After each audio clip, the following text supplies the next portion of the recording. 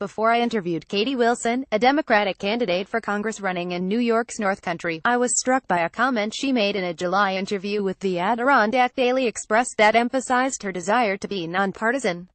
"I am very idealistic, but I am also incredibly pragmatic," Wilson told the Express. When talking with me in a Salon video interview, Wilson restated those beliefs of independence.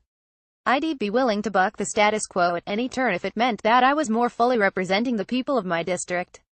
I think we need to get back to what our forefathers intended, which was a true representative government by the people and for the people," Wilson said.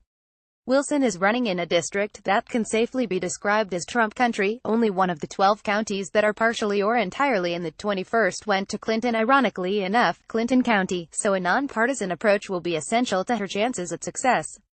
As a single mom who doesn't have Washington connections, Wilson hopes voters from both parties can identify with her and see her as a needed voice in Congress.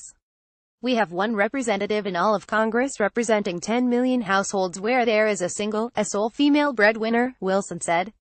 "That's 25% of families." Wilson added, "I have the opportunity to relate to the average voter in our district. And that voter is not necessarily on one side or the other, that voter is on both sides. And living, these very real felt, visceral economic issues. And having to choose sometimes between fuel oil and groceries, like so much of the country, and this is where we come together.